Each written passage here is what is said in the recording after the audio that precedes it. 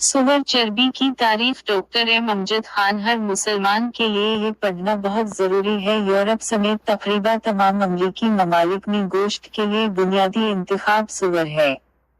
इस जानवर को पालने के लिए उन ममालिक में बहुत से फार्म हैं। सिर्फ फ्रांस में पग फार्मर्स का हिस्सा 42,000 से ज्यादा है। किसी भी जानवर के मुकाबले में सुअर में ज्यादा मिकदार में फैट होती है, लेकिन यूरोपीय अमरीकी इस मुहलिक चर्बी से बचने की कोशिश करते हैं। इस चर्बी को ठिकाने लगाना उन ममालिक के महकमा खुराक की जिम्मेदारी होती है। इस चर्बी को खत्म करना महकमा खुराक का बहुत बड़ा सरदर्द था। सितारा इसे खत्म करने के लिए बाज़ाब्ता तौर पर उसे जलाया गया। लगभग 60 साल बाद इन्होंने फिर उसके इस्तेमाल के बारे में सोचा ताकि पैसे भी कमाए जा सके। साबुन बनाने में इसका तजुर्बा कामयाब रहा। सितारा शुरू में सुअर की चर्बी से बनी मसनूआत पर कंटेंट्स की तफसील में पिग फैट वाज़ेह तौर पर लेबल पर दर्ज किया जाता था। चूंकि उनकी मसनूआत के बड़े खरीदार मुसलमान ममालिक हैं और उन ममालिक की तरफ से उन मसनूआत पर पाबंदी आयद कर दी गई, जिससे उनको तिजारती खसारा हुआ।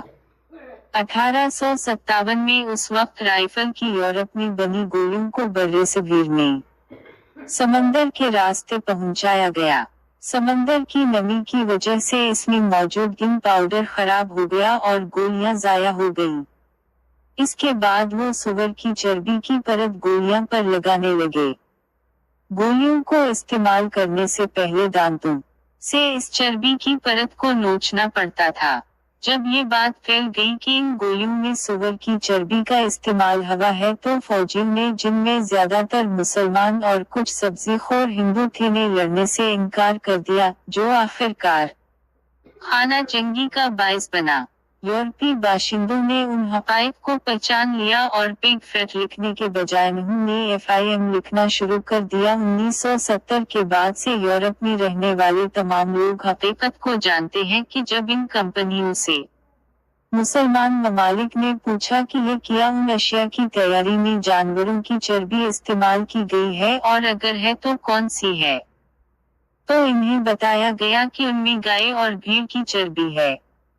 यहाँ फिर एक और सवाल उठाया गया कि अगर ये गाय या भीड़ की चर्बी है तो फिर भी ये मुसलमानों के लिए हराम है, क्योंकि इन जानवरों को इस्लामी हलाल तरीके से ज़बह नहीं किया गया था। इस तरह उन पर दोबारा पाबंदी आयद कर दी गई। अब इन कसीर अल-कौमी कंपनियों को एक बार फिर का नुकसान का सामना करना पड़ा।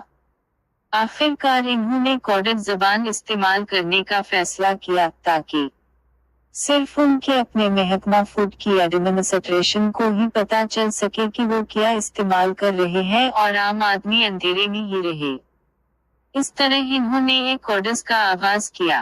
यूं आजकल ये INGREDIENTS की शक्ल में कसीर अल-कौमी कंपनियों की मसनूआत पर लेबल के ऊपर लिखी जाती हैं। इन मसनूआत में दांतों की पेस्ट, बबल गम, चॉकलेट, हर किस्म की स्वीट्स, बिस्किट, कारन Flask, टॉफियां, candied fodders, multi vitamins और बहुत सी अद्वियात शामिल हैं। चूंकि ये सारा सामान तमाम मुसलमान ममालिक में अंधाधुंध इस्तेमाल किया जा रहा है, सुअर के अजज़ा के इस्तेमाल से हमारे मुआशरे में बेशर्मी, बेरहमी और जिनसी इस्तेहसाल के रहजान में बेपनाह इजाफा देखने को मिल रहा है। लिहाजा तमाम मुसलमानों और सुअर के गोश्त से इज्तिनाब करने वालों से दरखास्त है कि वो रोजाना इस्तेमाल होने वाले आइटम्स की खरीदारी करते वक्त उनके कंटेंट की फहरिस्त को लाजमी चेक कर लिया करें और एक कोडेस की मुंदरजा ज़ैल फहरिस्त के साथ मिलाएं। अगर नीचे दिए गए अज्जा में से कोई भी पाया जाता हो तो फिर इससे यकीनी तौर पर बचें, क्योंकि इसमें सुअर की चर्बी किसी न किसी हालत में शामिल है। सितारा E100, A110, A120, A140, A141, A153,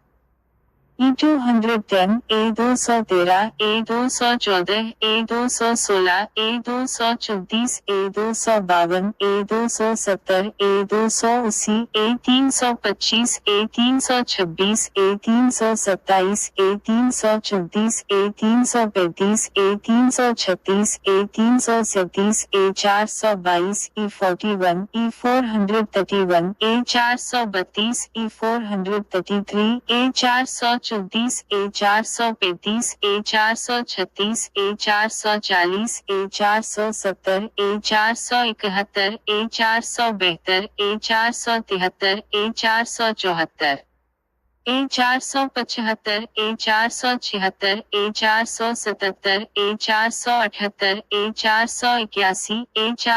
A482, A483, A491, A492, A493, A494, A549, A542, A572, A621, A631, A635, A904 सितारा डो इस वक्त तक शेयर करते रहिए जब तक कि वो बालानस ऑफ मसमल्स वर्ल्ड वाइड पर ना आ जाए। याद रहे कि शेयरिंग सदका जारिया है।